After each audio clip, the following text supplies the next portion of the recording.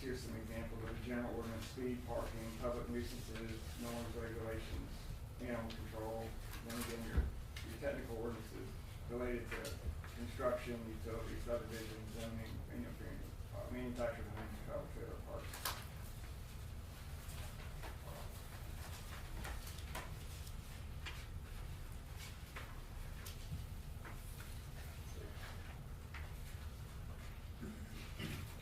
Next page, you got a copy of an updated zoning map. This is one we did for Bellhaven last year.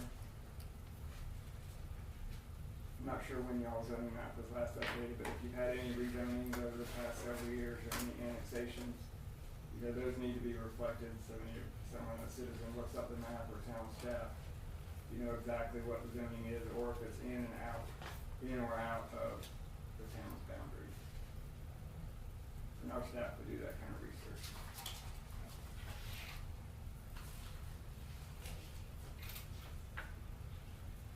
So we've outlined a 3-step integration process. One, an initial draft.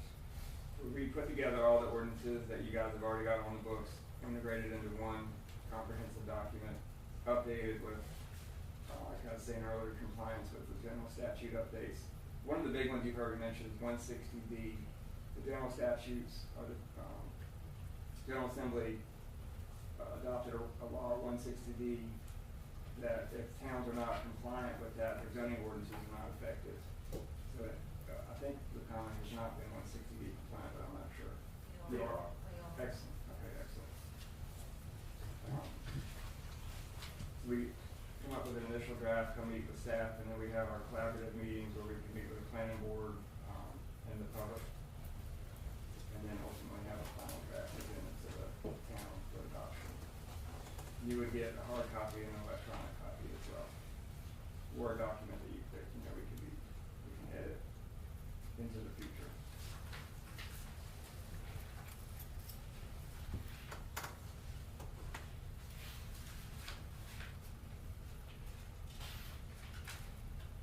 So I was mentioning earlier, the code of ordinance template that we developed was funded through the American Rescue Plan Act, or ARPA, and then the integration process to be paid for by the towns. And for these contracts, the Media Commission is charging $7,500. I'll be happy to answer any questions that you guys might have. And $7,500 covers everything? Yes. So basically what we're saying is that you will take a model template and then you will adapt it to our ordinances and yes, integrate that all in to a more, let's say, more modern format. Is that how I'm understanding it? How long before we could have this done? The contracts that we've done so far have been through the end of December 2024. We've got 3 going right now. I think we could easily have the Karma finished by the end of the summer or the fall. I don't think it would take all the way till December. Of this year? Okay. However, one of the things that takes time that we got to remember is advertising public hearings and making sure we can scheduling meetings with the public and that sort of thing. Are there any other additional questions? I have a question for Mr. Clark. Are you familiar with these? You've been in this business a long time, in the administrative business. Are you familiar with these people? Or this? Yeah, I know the process. Yeah, I know the Mideast Commission from years ago. This is new face for me, but this is, I guess, I would say that one of the functions that I think that COGS were their earlier goals, was one of the things that they were set up to do. It was to help small localities. We just don't have the resources. I see what he's offering as a good package. It seems to be very reasonably priced. If you went to one of the code companies, you talk about maybe $100,000 rather than $7,500. But I think that when you start talking about this, so we need to thoroughly figure out, and even though $7,500 will break the bank, it certainly needs to be planned as far as that budget process. And I think it's something that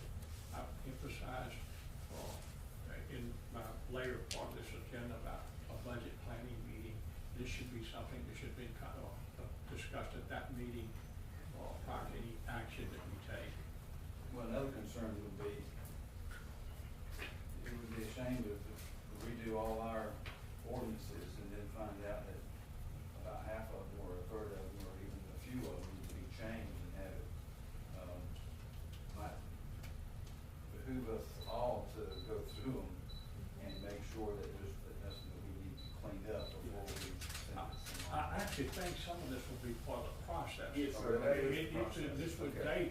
or if I heard So it. if they saw something kind of sketchy, they would let us know about it. Yeah, and, yeah, they're gonna first of all see if we're complying with the statutes. Okay. But also, if I'm hearing correctly, they would help us go through some of our ordinances to see if there's some that we have in there, that are just out of date, or could be modified or brought, made a much more effective ordinance. Be a typical example, and I don't know what you would come back with, but if you talked about a noise ordinance, and I think we actually have something that's a noise ordinance.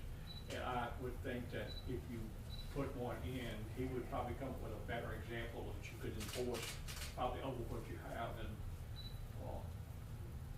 you're doing this as a joint, they're gonna be more consistent throughout the region. So, and that's just a fairly simple example. You may comment on some of the things you might discover in some of those you're doing. Yeah, I mean, like you said, there's some standalone ordinances that these days police will handle. One of our communities has one where it's still illegal to look through a fence to watch a baseball game. I don't know if the town necessarily needs that in their code ordinances. And I have another one where it's still illegal to spit on the sidewalk. Obviously, that's immoral, but I don't know if it needs to be in your code Yeah. ordinances necessarily. And what it does, things like that cause difficulty because people see it in your ordinance and they saw someone that they want to prosecute them, and then you get into a situation that, how do you handle this? And when it is really kind of unnecessary. Are these things really enforceable? Yeah. Now, are they enforceable? So you would look over and let us know if we have Absolutely. something lingering out there that Right. may not be What we do, enforceable. highlight or- everything that we have a question with and go over the town Okay, line by line. okay. And just to bring the board up to speed, since I've reached out to Seth and his colleagues, they currently right now already have a copy of our ordinances and they've already looked at them already. So there is that is already prepped, merely this just needs to be waiting for financial approval when the new budget year comes out, which should be next month. No, Or we'll work on that this month. well, we're gonna work on this month. Sure. If you don't, I'm gonna be in violation of the statute. I have to have it to you prior to June 1, the first draft. So And I've sent him a copy basically. Okay. And Are you sure it's the most up-to-date copy? it was the Had most up, everything? yes, it was. Okay. So, just to bring up Commissioner Ford's, up to speed, is that this would also satisfy the, business that we spoke about with Ponderosa Steakhouse back in March.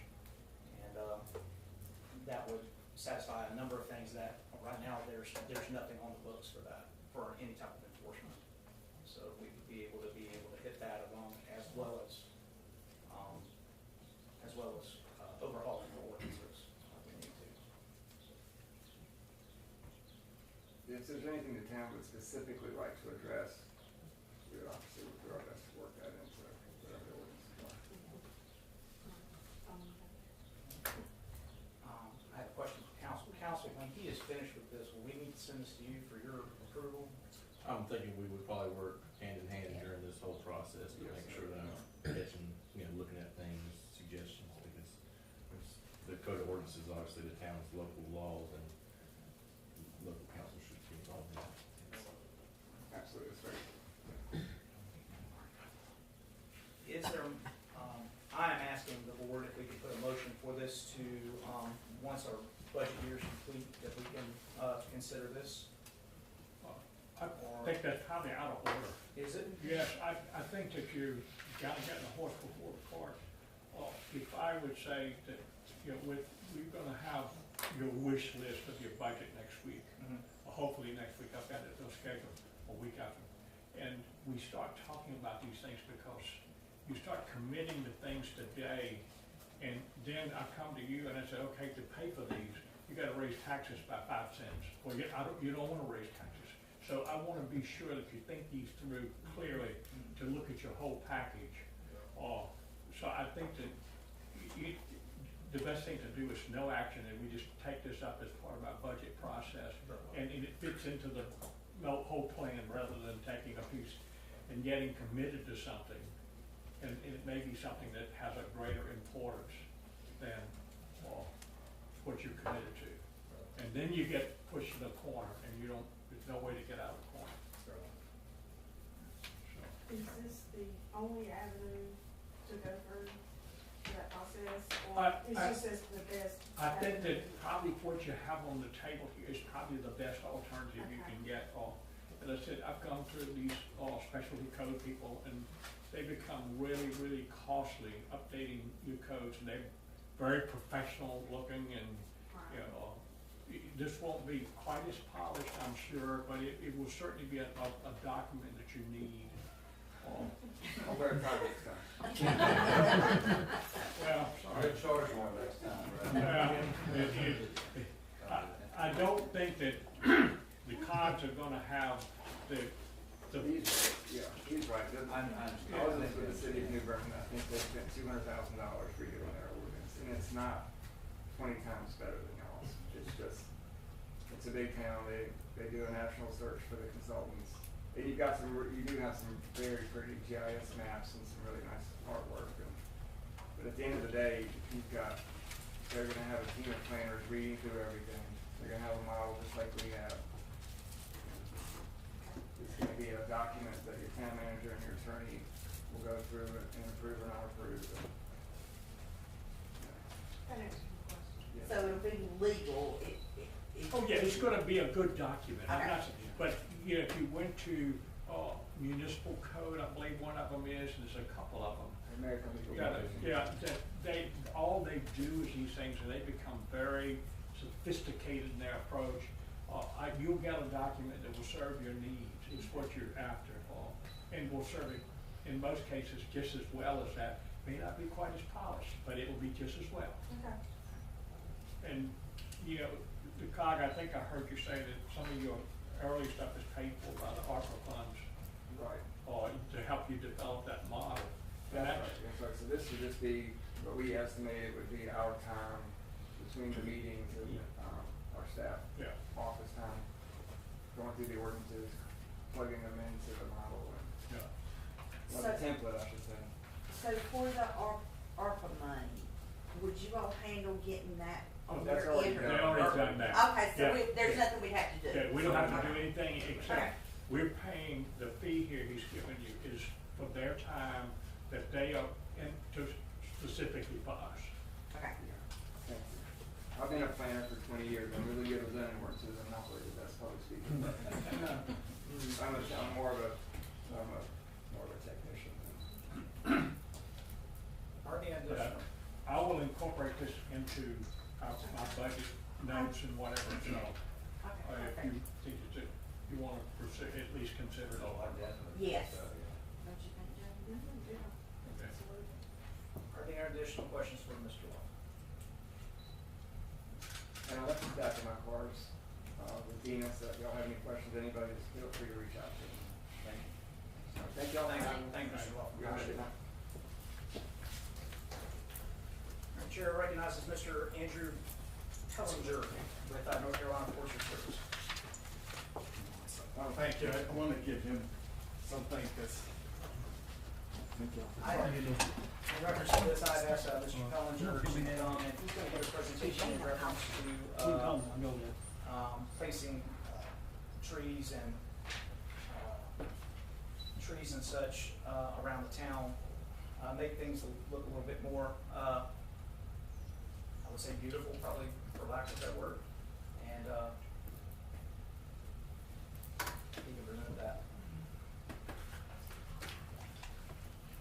Thank you, Mayor, for inviting me. Give me a second, folks. How are y'all doing? So I met the mayor, 2-3 weeks ago, at the COG,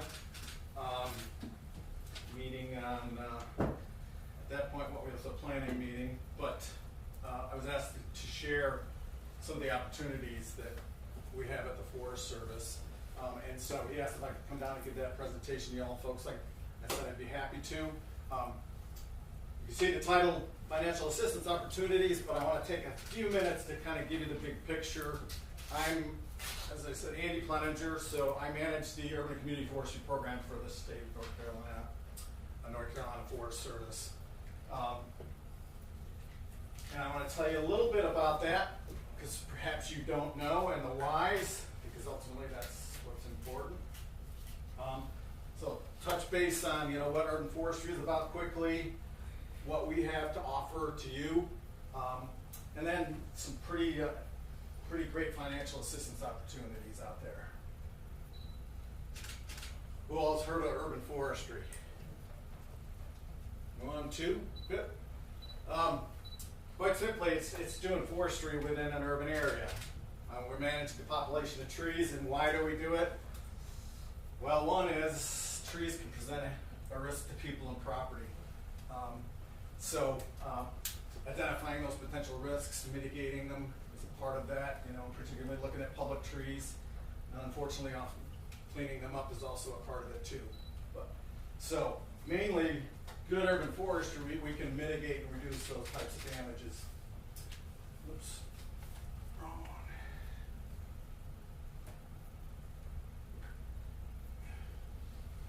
The other is because trees provide ecosystem services. These are the whys.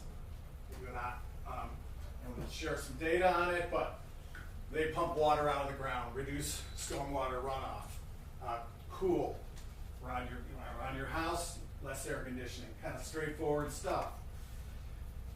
They also reduce air pollution, capture dust and other harmful pollutants. Energy savings, store carbon, reduce CO2. So these are ecosystem services that trees can provide in our communities.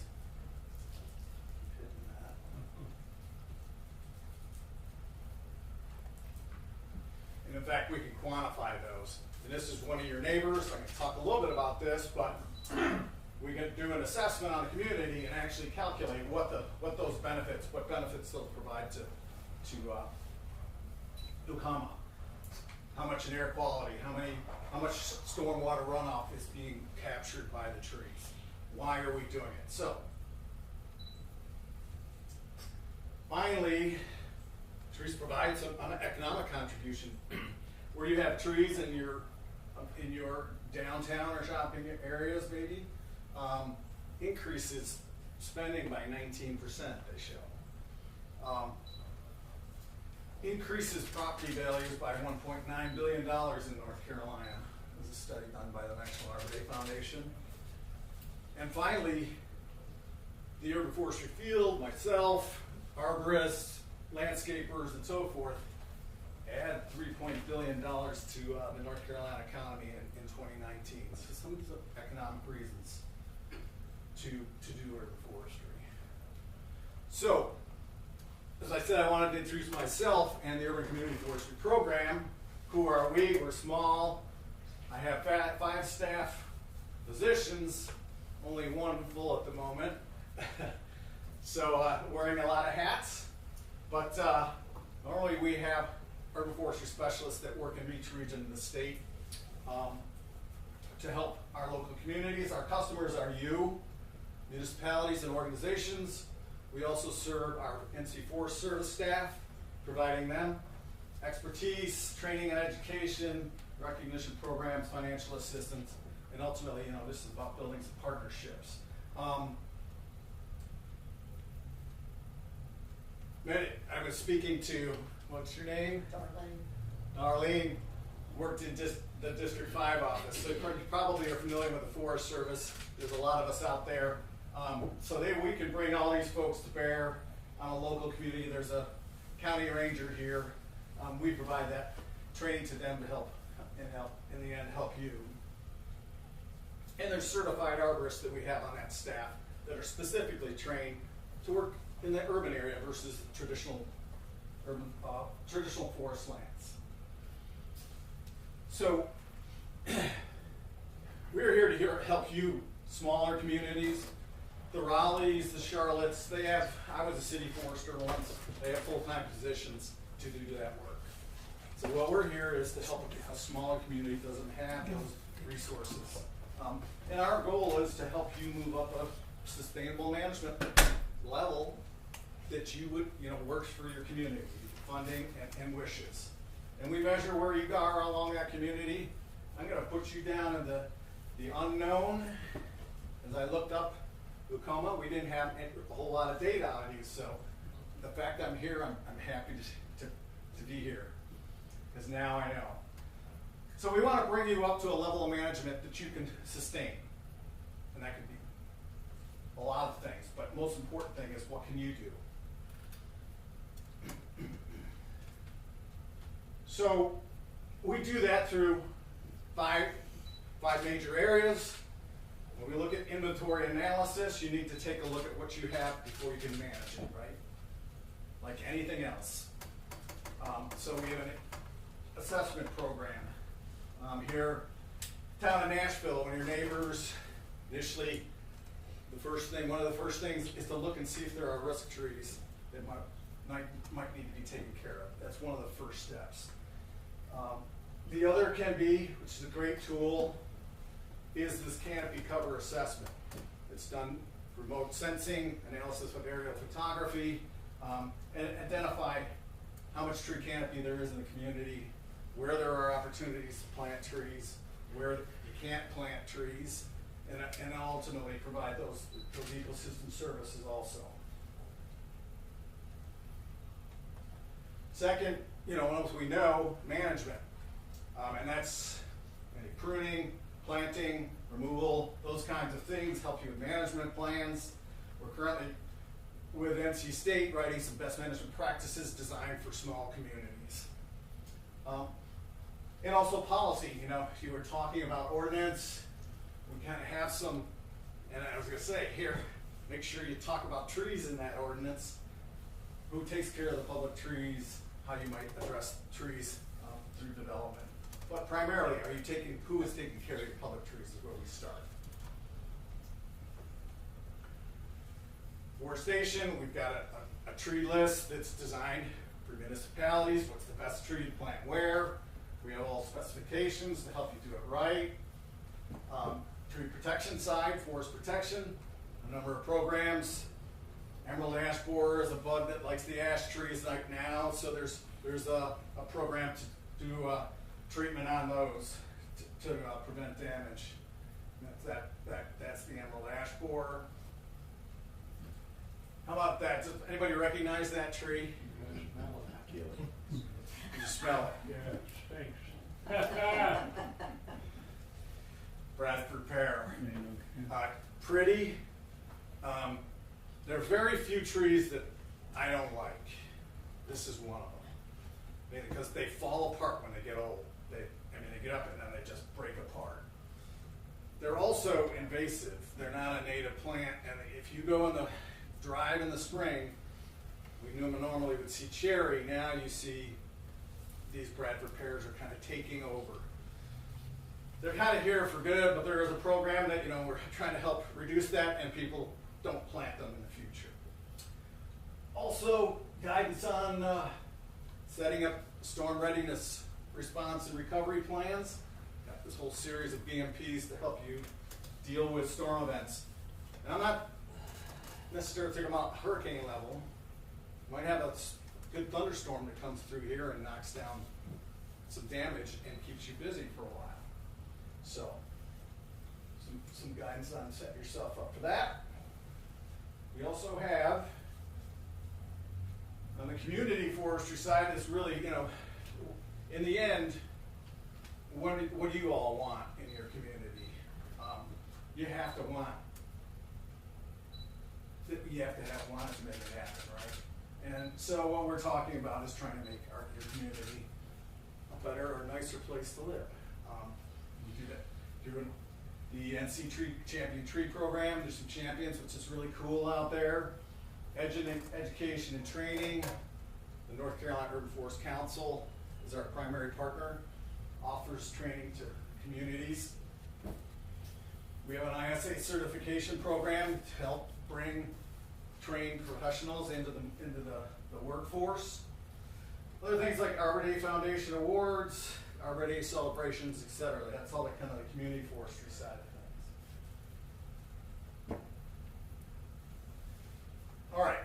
So let's talk about the financial assistance program, because I know the mayor went, this sounds pretty good. And I'm not gonna go into all the details about the structure of our programs. You can read about it on your online if you're interested. We have a couple of application offerings a year, July 1 and January 1. The important thing to know is that you put a project together and bring it to us ready. It's not really a proposal process. So we want to help you before you bring the application to us. And there's all sorts of different funding opportunities. I'll touch briefly on that. We have this tree inventory canopy cover assessment program that I will provide specifically one of those tools for you. Very easy. And we have 100% cost share funding available in 2 options. And Leucoma would qualify. The other real big opportunity is the Inflation Reduction Act. This is 100% cost share, meaning the grant pays the whole thing. It won't cost the community anything. And Leucoma qualifies. I have about $5.4 million available for urban forestry projects and community forestry projects. And I'm going to show you what so you might, in the end, ask her, what is your most pressing need? The mayor had mentioned some years ago, a lot of mature trees were removed on your main streets, and he was saying, would this plant tree on our main street? And the answer is yes. But we want to have you do it properly, and we'll lead you along that process. And here's what we have packaged together. We call it a tree maintenance and planting project, where it's going to inventory all the trees on public property, identify those trees that need to be removed. So you complete that inventory. You would then complete all that tree pruning work, tree removal work, and then develop a tree planting plan. Ultimately, you need to select a project scope to begin there, but it also will pay for hiring a consultant to do all this work.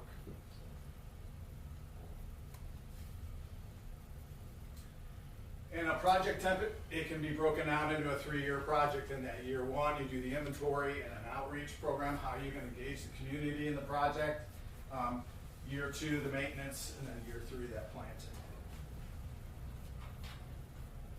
So I just mentioned, this is what I recommend, given you have this opportunity to get this work done for $0. My first recommendation might to get this canopy cover assessment done. That could be applied for as quickly as July. There'd be really little work for you to do. We set up hiring a consultant to do the work. What that's going to provide is this canopy cover assessment data that I talked about, plus the benefits that these trees provide in the community. So when you talk to your community, you're sharing what value trees are bringing to the community. You're looking at your ordinance, and part of what I was going to suggest is that we look at your tree ordinance to make sure it's talking about who takes care of the trees on public property. Very simple stuff. So you're considering an ordinance. I wanted to pass this along to them. We want to make sure that before you go out and start doing work on the right of way, you've got things in line properly to do it. The next step is this, what we're calling this CGES tree maintenance and planting project. And I just pulled up, I thought the first thing you got to kind of pick a scale on a project. On the right hand, does anybody recognize that? Is that Community Crossroads, Crossroads Community Center, is that town owned? Mm-hmm. So one project on a small scale could be taking that property. Inventory all the trees on the property. Identify those that may need to be removed for risk reasons, take care of those. Prune all those trees. Develop a planting plan and replant that property. Small, containable project that could be easily put together. You could scale up. If you want to think bigger, the mayor had mentioned Main Street. Well, maybe Main Street, the two drags, you could do an inventory and just tackle those main drags. Your main roads in and out of town. And then finally, it would fund doing the whole town. Literally inventorying all the streets, opportunities to plant trees, any existing trees on the right of ways, any public properties, inventory all those trees. Take care of all the tree maintenance, pruning, removal, identify opportunities to plant, design planting plans, plant trees.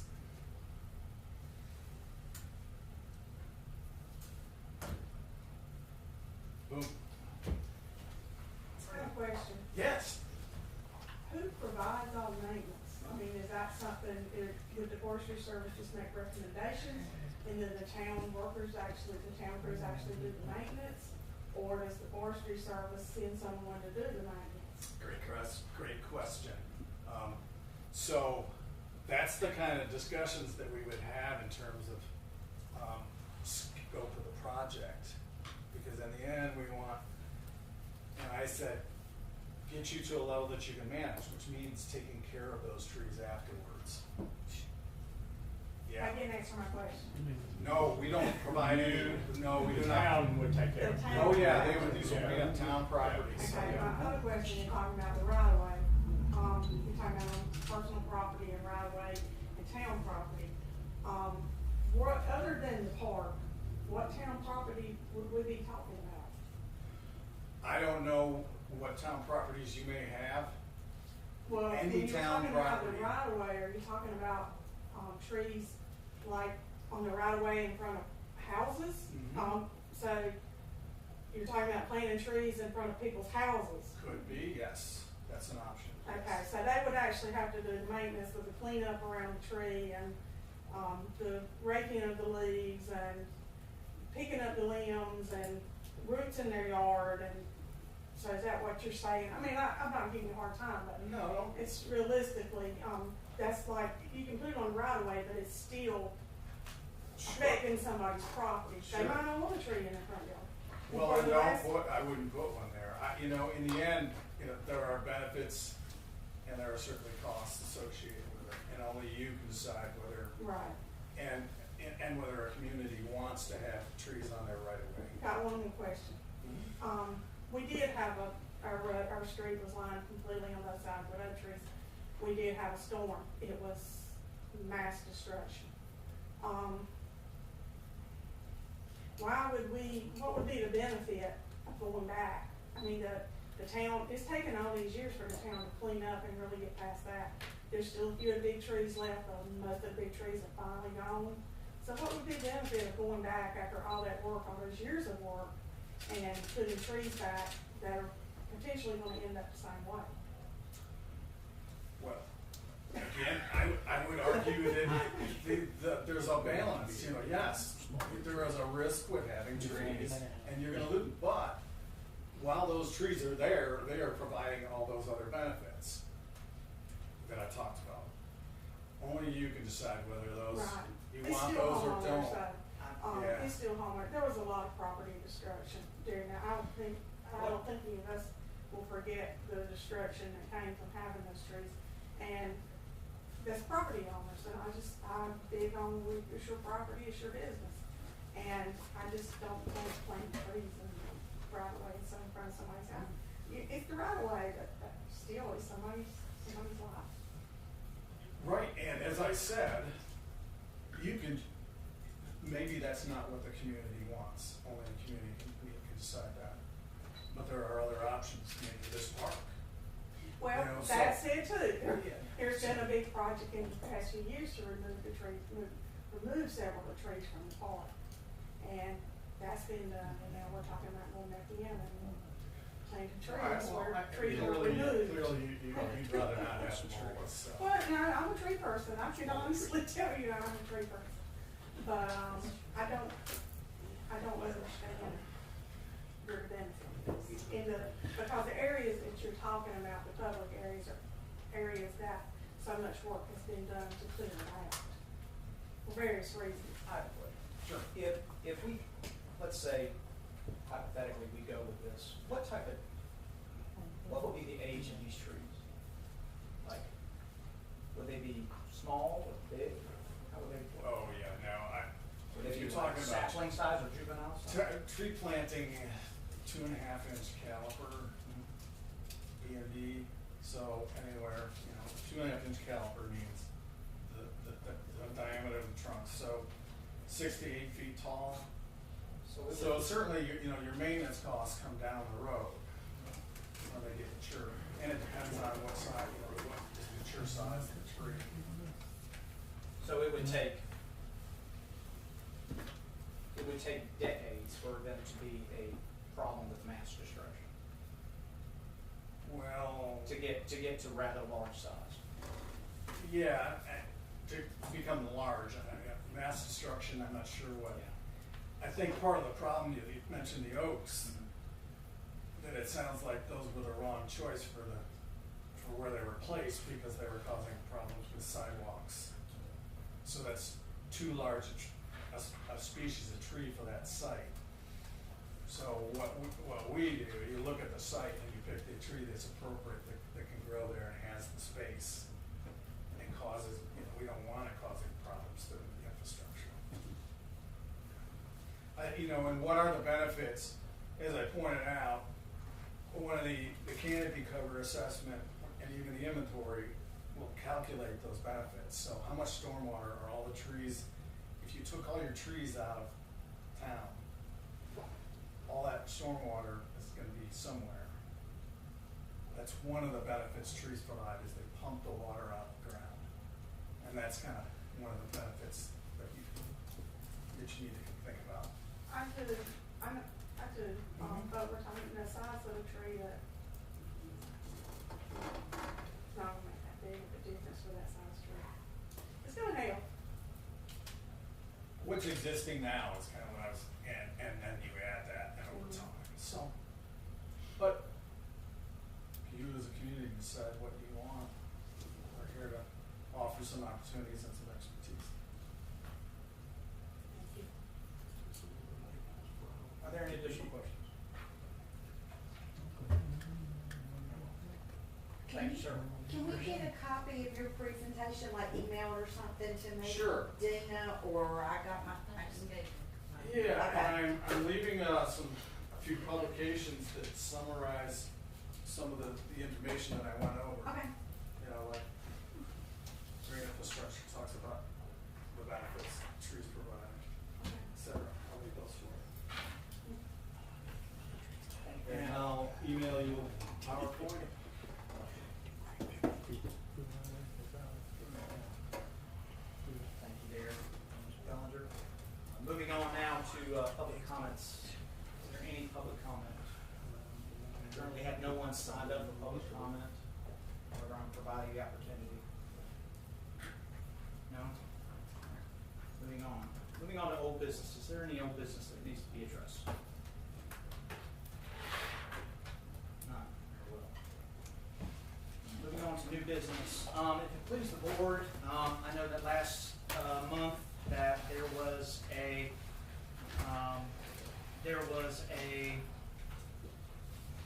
proposal to have prayer be brought back before the meeting. I have spoken with Liberty Counsel, and they specialize in these types of policies. Let me be clear that this is not an approval. This is merely asking the board, this is a drawn-up policy in regards to a prayer policy for the town of Lucama, for bringing up, for praying before a town meeting. What I'd like to do is I'd like to, obviously, if you have not reviewed it, that there is a copy in front of you. What I'd like to do is that I'd like to have the board's permission to forward this to council allow him to read it, see if there's any possible objections or addendums that we should make, and then we can present this for board approval possibly next month. Will the board approve that? I don't have any problem sending it to council. Is there a motion on the floor? Send it. Do we need to vote on that? I don't see a reason to, however, I'm including the board for